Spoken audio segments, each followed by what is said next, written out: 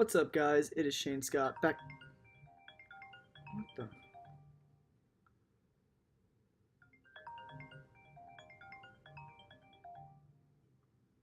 Hello? Mom? What's up, guys? It is Shane Scott back again with another video. My second video in this big, crazy week of videos that I'm going to be uploading. In this one, I will be ranking all six of the Spider-Man movies, all six solo movies. I'm not including anything like Infinity War, Civil War, where Spidey shows up. Just doing the six solo films. And there are going to be a few spoilers in from each of these movies that I talk about. So if you haven't seen Spider-Man movies, which I don't think you'd be watching these if you haven't seen all of them, but be aware there are going to be a few spoilers for some of the Spider-Man movies in this video. I don't want to ruin that for you guys, so just be aware on that. Also, let me know down in the comments below how you guys would rank these six movies, because honestly, I had a lot of trouble ranking these movies because I enjoy most of them, and it was kind of hard picking out which spot I wanted to give them exactly. So I want to hear what you guys have to say, because I imagine there's a lot of different opinions about this. But yeah, let me know down in the comments what you guys, how you guys would rank these six movies. But with that said, let's get started. At number six, I have The Amazing Spider-Man 2. And this movie is tough because there's a lot of moments in this movie that are very, comic booky, I guess, and they're very good for a comic book movie, like such as the death of Gwen Stacy. I thought was great. I really enjoyed that. But there's also a lot I don't like about this movie. And for one, the entire beginning of this movie didn't feel like a Spider-Man movie. It felt more like, trying to figure out Gwen and Peter's relationship, and it was like a romance movie about that. And I kind of had to tell myself at one point, like, oh yeah, this is, that's Peter Parker, this is Spider-Man. And that took me out of the movie. I wasn't a huge fan about how it took so long to actually start getting into the Spider-Man stuff part of it, because it's a Spider-Man movie after all, and it didn't feel like that for part of the movie. Another big thing I don't like, this is probably the biggest thing, is Electro. For one, it's such a complete flip from when he's, the awkward, innocent guy that's just, looking up to Spider-Man, to I hate Spider-Man, I want to destroy the city, I'm a bad guy now.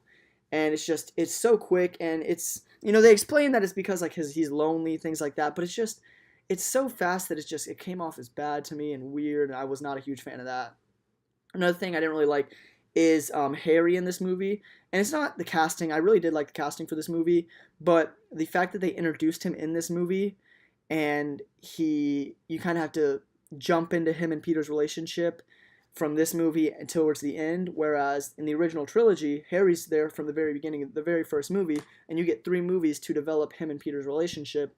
So you really see them grow as as friends, things like that. But you don't get a lot of that in this, and you kind of just have to believe that they have this weird, complex friendship, and it just didn't really work to me. And I wasn't a huge fan of Harry, and I definitely wasn't a fan when he actually became the Goblin, because he looked weird. I feel like they tried to make it too realistic, and he ended up just looking like an ogre or something weird. I wasn't a huge fan of how he looked as the Goblin. Another thing that I kind of did like, well, not kind of, but like I was saying about the death of Gwen Stacy, it genuinely felt like a punch in the teeth, because the whole movie, Peter struggling with the death of her father, and how his dying wish was that he leaves her out of all the Spider-Man stuff so that she doesn't get hurt. That was his dying wish. You can't go back on a dying wish. And he's seeing her dad everywhere, seeing all these things, and he's trying to keep her out of it, but she is refusing. He loves her too much, and he can't stay away from her. She can't stay away from him, and after all that, it feels like he's struggling with that the whole movie. You feel like the superhero is going to overcome this internal guilt and problem he's going through, and it ends with her dying. And I genuinely like that, because you don't see a whole lot in superhero movies where something like that actually happens, and the superhero has to face the repercussions of their actions. And I'm upset that we didn't get to see how Peter would have gone on afterwards. I probably would have liked Amazing Spider-Man 2 a little more if we would have gotten a third movie, just to see what they would have done after the death of Gwen Stacy. But the fact that that's where the series ended was just kind of a bummer for me. But I really did like how, they actually had a superhero that's, has made a huge mistake that has caused something as big as the death of his girlfriend. And I really like that. I wish we would have gotten to see more of that. And going along with wanting to see more, I wanted to see a Sinister Six movie, or anything to do with the Sinister Six, and it sucks that we got that teased, but we didn't get anything with it. But I'm hoping the MCU jumps on that because they do have a lot of Spider-Man villains already, in play. They got the Vulture, Mysterio's rumored. They got the Shocker, and Scorpion. So they're already getting up there in Spider-Man villains. So hopefully they can do something with the Sinister Six eventually. But who knows? Now moving on to number 5, I have the original Spider-Man 3. And my biggest complaint is just the movie's way too crowded. There's a whole lot of different storylines, 3 different villains at one point. There's the story with symbiote Peter Parker. There's Sandman and his family, MJ and Peter's relationship, Harry and Peter's relationship, Harry and MJ's relationship. It's just a whole lot of stuff's going on, and not a lot of it feels necessary. And it gets overcrowded, gets confusing, annoying to follow. And one thing that I just find pointless is Harry's amnesia, because he literally regains his memory in like 15 minutes or something. It just felt so pointless, just a waste of a scene, if anything. And I wasn't a huge fan of Symbiote Spidey. That's like, I guess, a controversial opinion. Some people think that scene is hilarious. And to me, it just kind of bothers me, especially how he goes in and destroys his relationship with MJ because of the symbiote.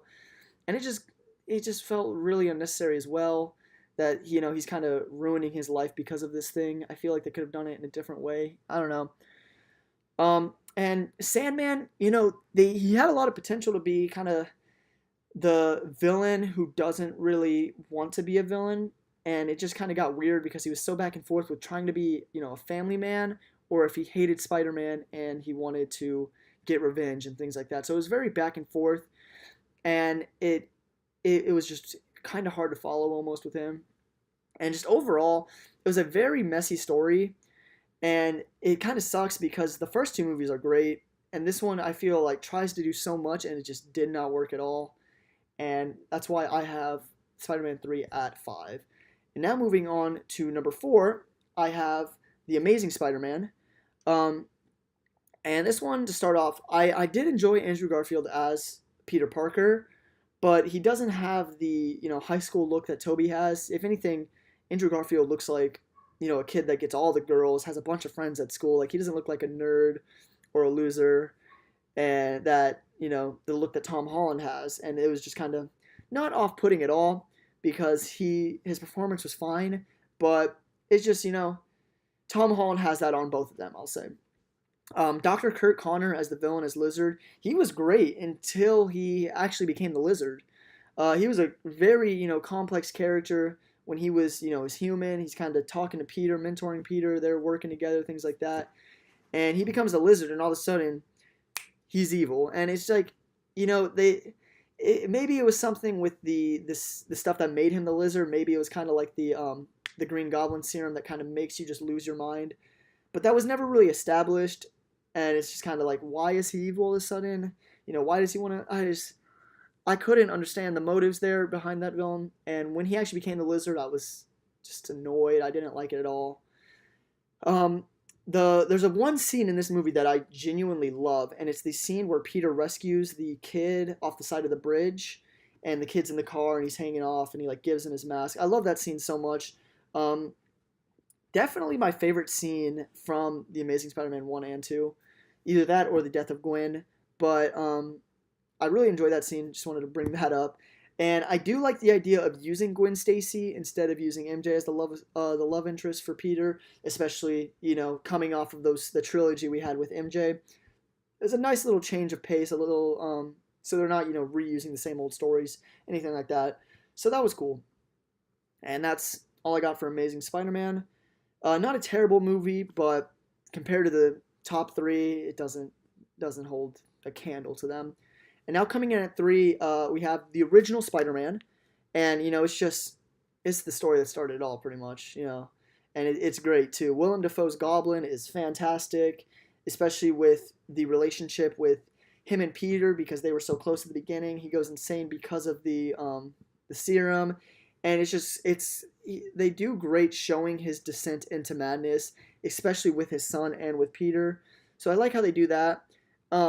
And another thing I really enjoy that they don't show a whole lot. They kind of bring it up every now and then, but this was a big theme in this movie was Peter struggling with wanting to be, a hero and save people, but not wanting to get his family hurt. And it makes a character such a Spider-Man that's, not relatable because he's a literal superhero, relatable because you want to be protecting the ones you love, but you also, you know, Peter Parker in Civil War said it best, and it's basically the same exact thing as with great power comes great responsibility. He says, when you have the powers that I have, or you can do the things I do, and then you don't, and then the bad things happen, it's your fault. But at the same time, you want to protect your family. So I like that they focus on that a lot in Spider-Man because you don't see that a lot with the superheroes. They kind of just they touch on it every now and then, saying, "I want to protect my family." But this was such a big theme in this movie that I really like that they did that with that.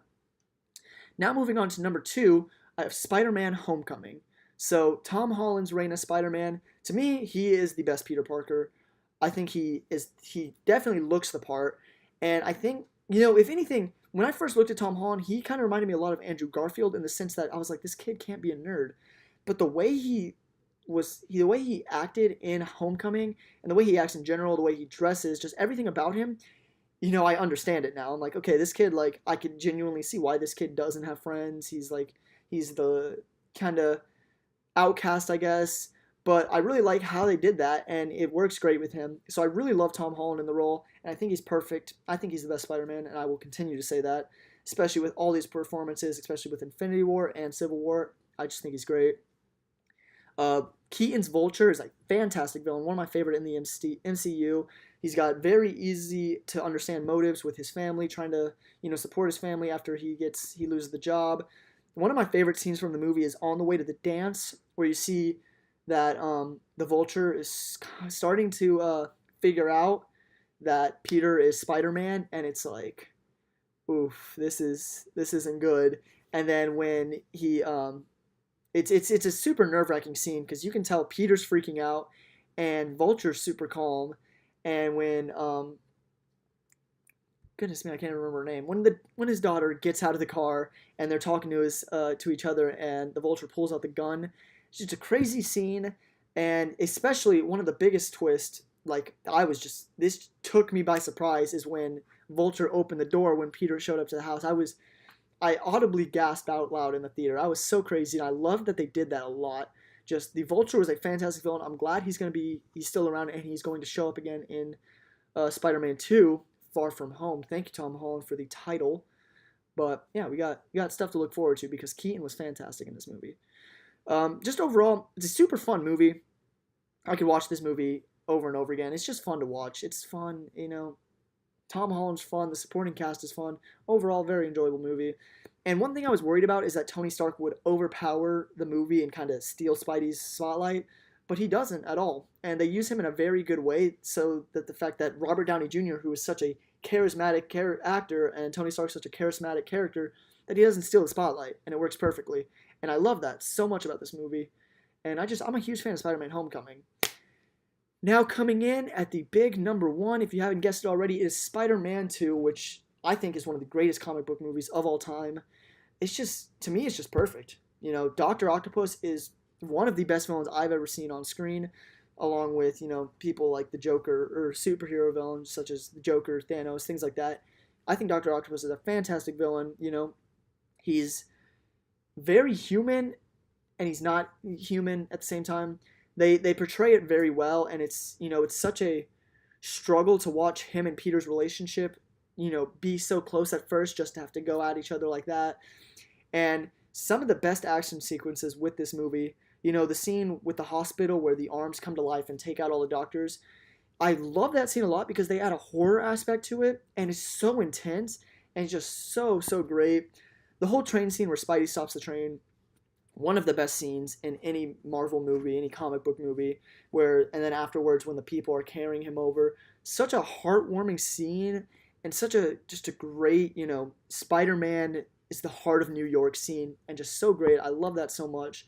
And like I mentioned with the other Spider-Man original trilogy, I love the complex relationship between Harry and Peter, and I love it the most in this movie because this is the one where Harry is full on wanting Spider-Man dead, but he has no idea Peter's Spider-Man. So he's trying to get out Dr. Octopus to kill Spidey, but he's saying whatever happens, protect Peter, but he doesn't know, and it's so great to see that play out, especially in the third movie when it finally all comes to a close. But overall, Spider-Man 2 is my personal favorite Spider-Man movie, And that's how I list the Spider-Man movies. So let me know down in the comments below how you guys would rank these movies because, there's a lot of these movies are great and I don't imagine you guys have the same opinions. So let me know down in the comments below. We could talk about, why we have these separate opinions, things like that. It'll be fun.